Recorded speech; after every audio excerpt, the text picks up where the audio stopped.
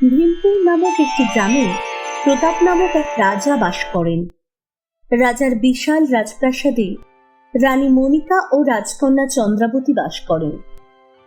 খুব সুখেই তাদের দিন কেটে যায়।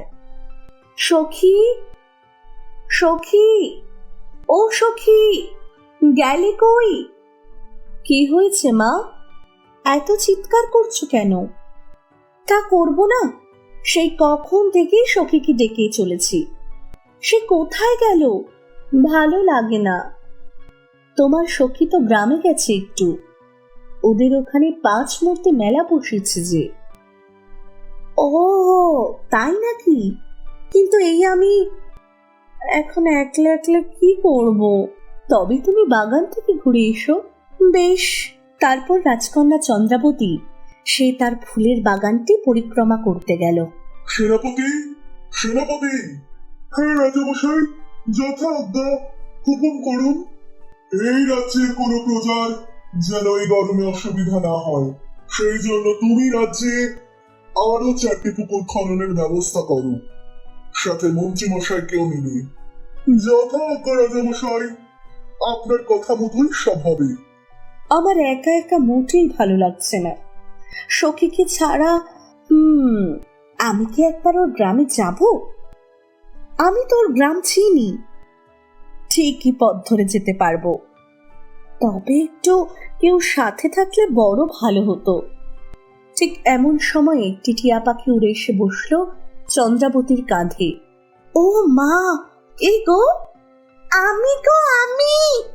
তুমি কোথা থেকে এলে, আর আমার কাছে বা কেন এলে?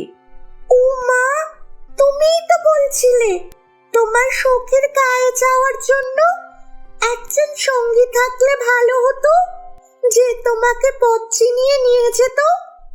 আমি তো ওই তেঁতুল গাছের ডালে বসে বসে সব শুনেছি, তাই তো এলাম। সত্যি? তবে তুমি আমাকে আমার সখীর গায়ে নিয়ে যেতে পারবে? হ্যাঁ গো হ্যাঁ রাজকন্যে, পারবো গো পারবো। কই, এখন চলো। তবে যাওয়ার আগে তোমার ওই ওড়না দিয়ে মুখখানা ঢেকে নাও, না হলে রাজ্যের কোনো প্রজা দেখে নিলে রাজামশাইয়ের কানে যে খবর চলে যাবে। হ্যাঁ হ্যাঁ, এটা একদম সঠিক বলেছ, আমার তো মাথাতেই ছিল না। বেশ, এখন তবে চলো। তারপর রাজকন্যা চন্দ্রাবতী ময়না পাখির সাথে যেতে থাকলো। এই যে, এইটা তোমার সখীর গা।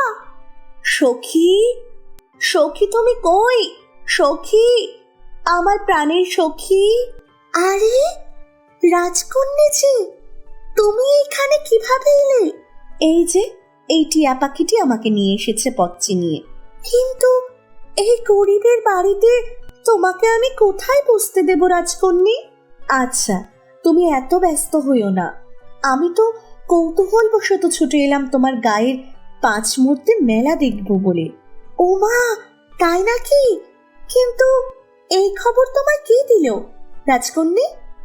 নিশ্চয়ই রানীমা বলেছেন। হ্যাঁ, আমাকে মাই বলেছে। তবে তাড়াতাড়ি মেলা দেখে আমাকে আবার রাজপ্রাসাদে ফিরে যেতে হবে, আর তোমাকে সাথে নিয়ে যাব আমি। বেশ বেশ, তবে এসো আমার সাথে। তারপর রাজকন্যা ওড়না দিয়ে তার মুখ ঢেকে তার সখীর সঙ্গে গেল মেলায়। সেখানে গিয়ে তো রাজকন্যা চন্দ্রাবতী আত্মহারা হয়ে পড়েছে। ও বাবা, কত রং বেরঙের জিনিস, কত খাওয়ার!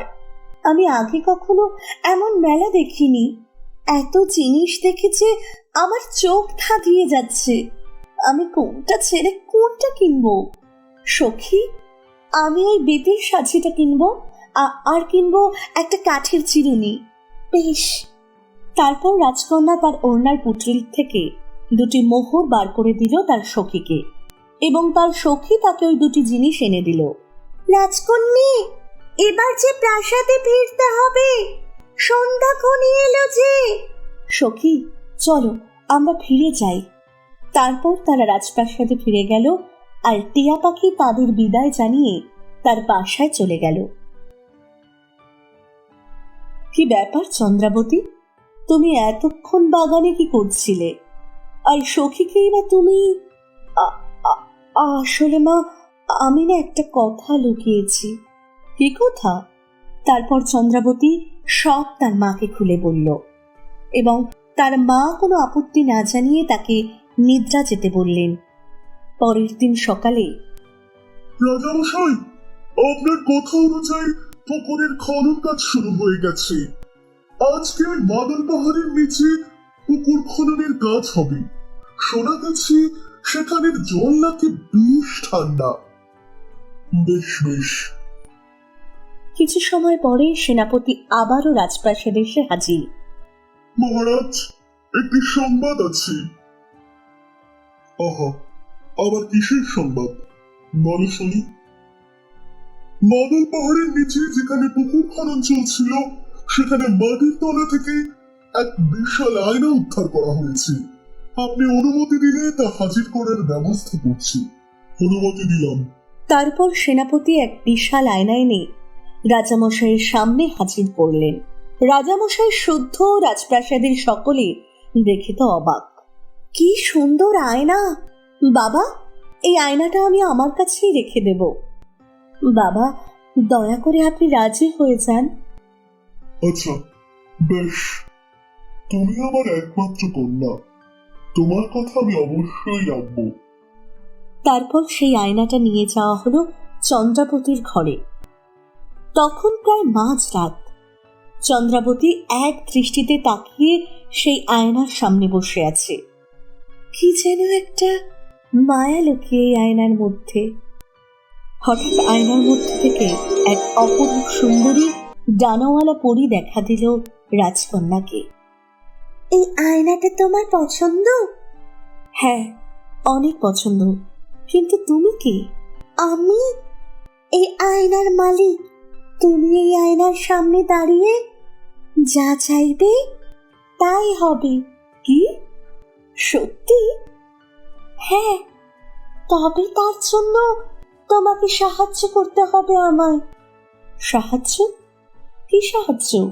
যেখানে ওই পুকুর খনন করা হচ্ছে ওর ঠিকই তার পাশেই রয়েছে আমার রূপোর কাঠি। আজ 3 যুগ ধরে ওটা আমার কাছে নেই। যদি তুমি আমাকে ওটা খুঁজে এনে দাও তাহলে আবার এই জাদু আয়না তার কাজ শুরু করবে।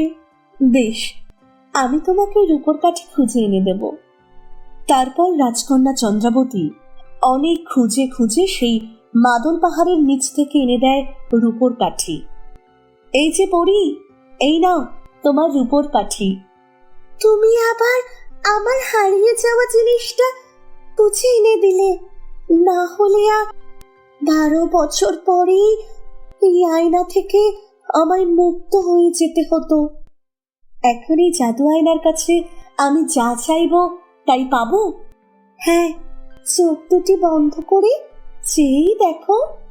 হে জাদু আয়না, আমি এমন এক রাজ্যে যেতে চাই যেখানে কেবল ফুলের সমাহার আর প্রজাপতির মেলা।